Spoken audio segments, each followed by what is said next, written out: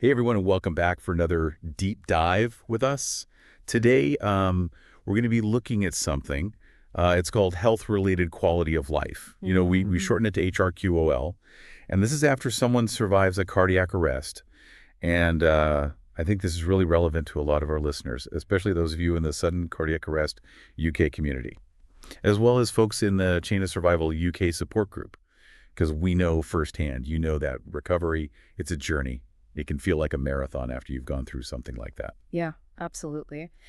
The interesting thing about today's deep dive is we've got a couple of articles from Resuscitation Plus that we're going to be taking a look at. The first one is a review article by Ghassemi and colleagues, and they kind of take a broad look at the research that exists in this area, but they really focus in on how HRQL might be different for women. So that's a really interesting angle. And then we have a reply to that article that was published by Potter and their team at the Essex Cardiothoracic Center. Oh, wow. So we're getting a UK-based perspective. Yeah. In addition to the global perspective. Exactly. I love it. I love it. So, I think for our listeners out there, those of you who have gone through a cardiac arrest, that road to recovery can be really challenging. So understanding the research on HRQOL and specifically how it, might affect women differently just seems so crucial. So where do we even start with this? Yeah, that's a great question. So first of all, I think we need to define what we mean by HRQOL. It's not just about the absence of disease. It's really about thriving after you've had a cardiac arrest. So it's not just about physical healing. Absolutely not. It's much broader than that. Okay. It takes into account your emotional well-being, how you're functioning socially, your mental state, and of course the physical aspects of recovery. Okay, so it's really holistic. It's about the whole person. Yeah, and it's about how you feel about your health, your ability to function in daily life, and your overall sense of well-being after this, really significant event. That makes a lot of sense. Now, both of the articles we're looking at today, both Ghassemi's review and Potter's reply, they both kind of bring up a really interesting point about the research in this area. And that is that there's a lack of points, standard tools and consistent timing when it comes to assessing HRQOL after cardiac arrest. So why is that a problem? Why is that something that we should even care about? Yeah, it's a great question. And I think the best analogy I can think of is imagine trying to bake a cake, but everybody's using different units of measurement. So some people are using cups, other people are using grams, and some people are just eyeballing it. Yeah, we're going to end up with some very different cases. Exactly. It's going to be chaos. Yeah. And that's kind of what's happening in HRQOL research right now. There's not that one standard tool that everybody uses. Okay. And it makes it incredibly difficult to compare findings from different studies. Right, because it's like comparing apples and oranges. Exactly. You can't really make any meaningful conclusions when everybody's measuring things differently. Yeah, it's a real mess. It is. And, there are some recommendations out there, like the Utstein Resuscitation Registry template.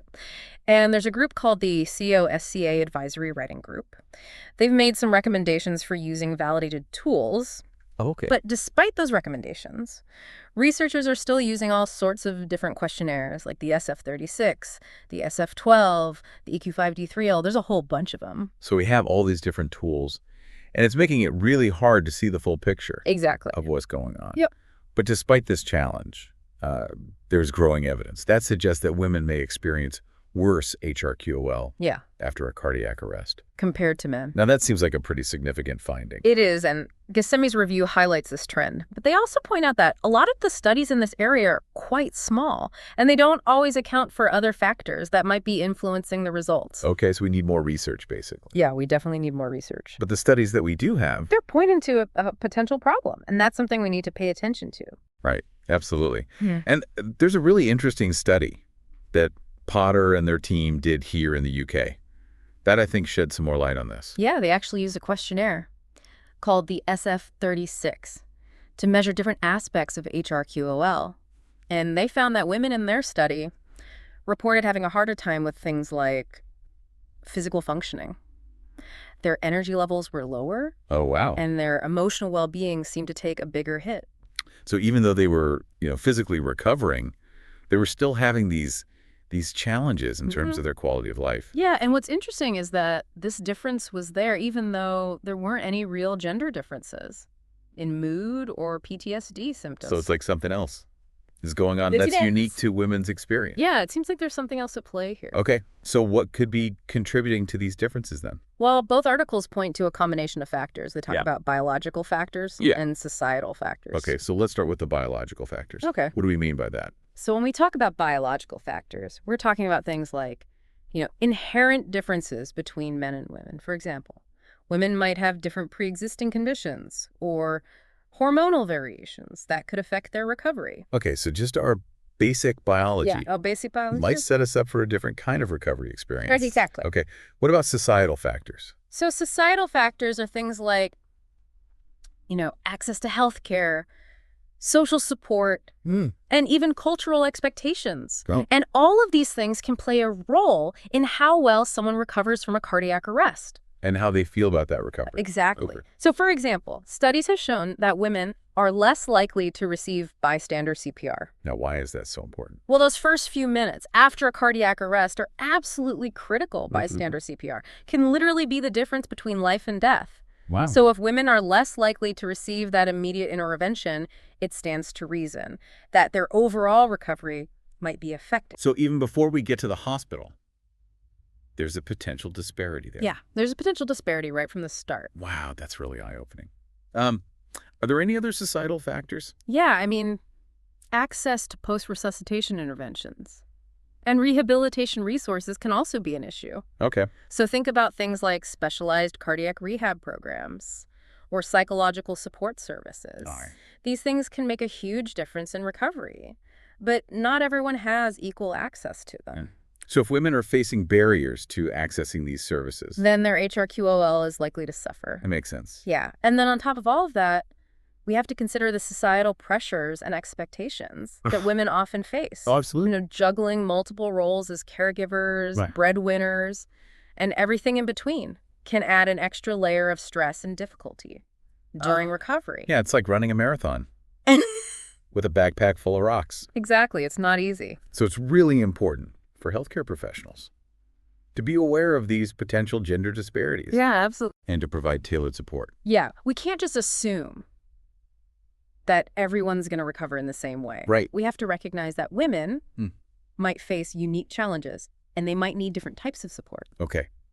So we need to be thinking about that Yeah. from the very beginning. very With the recovery process. Absolutely. And this is where the concept of tailored interventions comes in, Exactly. which I think is what we're going to be talking about Hmm. in the next part of our deep dive. Yeah, that's a great segue. So stay tuned for that. Yeah, so tailored interventions, that's really what we need to be focusing on. It's not enough to just acknowledge these differences. We have to actually do something about it. Okay, so let's talk solutions then. What did these tailored interventions look like in practice? Well, Potter and his colleagues at the Essex Cardiothoracic Center, they actually have a few recommendations based on their research. And one key area they highlight is the need for personalized rehabilitation programs. Okay, so moving away from that one-size-fits-all approach Exactly. and really recognizing that, a woman's needs and goals Yeah.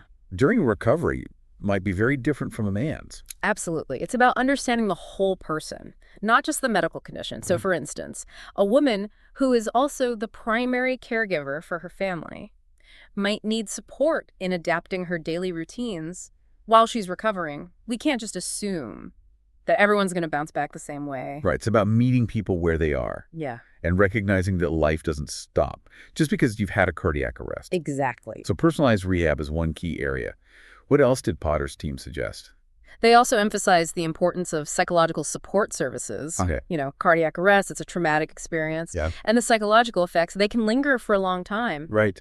And this is especially true for women who might be dealing with those societal pressures we talked about earlier. It's interesting you say that because we often hear about PTSD in the context of like military veterans Oh, or survivors of violence. yeah. It's not something we always associate Well, with a medical event. yeah, I think that's a good point. But the trauma of cardiac arrest is very real. Yeah. And access to therapy or support groups can be incredibly beneficial. And are there specific support groups for cardiac arrest survivors? Yeah, absolutely. There are a number of organizations that offer support groups, specifically for people who have experienced cardiac arrest. Okay, so that's something that people can look into. Definitely. So we've got personalized rehab, targeted psychological support. Anything else that we should be thinking about? I think the third key area is awareness. We need to increase awareness among healthcare professionals about these gender differences Okay. and how they might manifest. So it's not just about having these programs in place. It's about making sure that the people who are providing care are aware of these issues. Exactly. They're asking the right questions. Right. They're really listening to women's concerns. And they're not dismissing their experiences as just, normal post-cardiac arrest fatigue. Right, or something that they should just push through. If a woman is saying she's really struggling, that's a sign that we need to dig a little deeper. Yeah, we need to figure out what's going on. And it could be something that requires a change in medication or a referral to a specialist. Absolutely. So it's about being proactive Yeah. and advocating for the individual's needs. Exact. And I know we've mentioned the Essex Cardiothoracic Center a few times, but I think it's worth highlighting that they are really leading the way in this area. They are. They have a fantastic follow-up program for cardiac arrest survivors. And what do they do in this program? So they do assessments for mood, PTSD symptoms, cognitive function, Yeah. and HRQOL. Okay, so they're really looking at the whole picture. They are. They're not just focused on the physical recovery. And that's really important. It is. Because, as we've been talking about, HRQOL is about so much more than that. Now, I know we've been talking a lot about hospitals and healthcare systems, but for our listeners who might not be located near a specialized center or are feeling a bit lost on their recovery journey, what are some other resources that are available? Well, there's some great organizations out there like Sudden Cardiac Arrest UK. Yeah? They can provide information, connect you with support groups, and advocate for your needs within the healthcare system. So it's about empowering survivors Yeah, to take an active role in their recovery. absolutely. So as we wrap up this segment on tailored interventions, I think it's worth pausing for a moment and asking ourselves, what steps can we take to advocate for our own needs? During recovery, That's a great question. maybe it's having an open and honest conversation with your doctor about our concerns. Yeah. Maybe it's seeking out a support group or reaching out to an organization like Sudden Cardiac Arrest UK. Those are all great ideas. Your recovery and your well-being are worth it. Absolutely. So don't be afraid to ask for what you need. Yeah, don't suffer in silence. Now, before we move on to our final thoughts, I'm curious to get your take on this.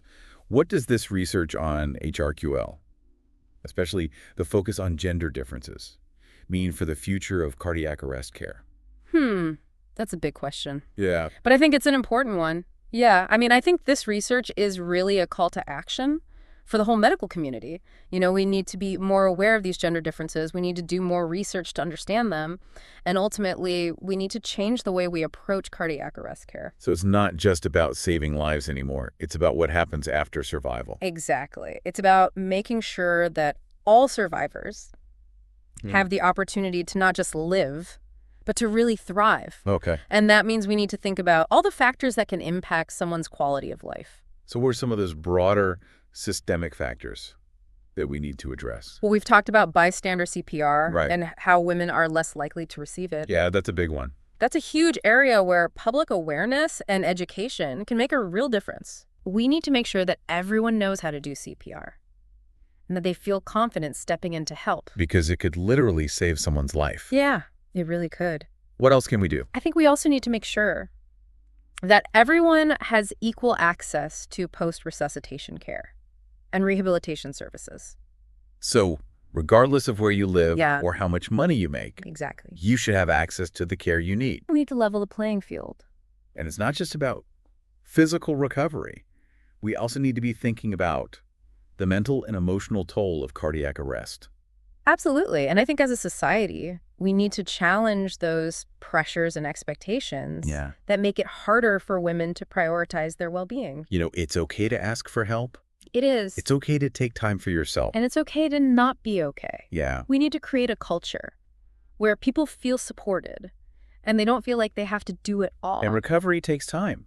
It does. It's not a race. It's a journey. And we need to be patient with ourselves. And then with each other. One thing that's really striking me about this conversation is that focusing on HRQOL after cardiac arrest isn't just about individual well-being. Right. It's also about strengthening our communities. I think that's a really important point. Because if we're all healthier, Yeah. if we're all thriving, Our communities are stronger. exactly. And we can all benefit from that. So it's a win-win. Absolutely. So before we wrap up today, I want to leave our listeners with this thought.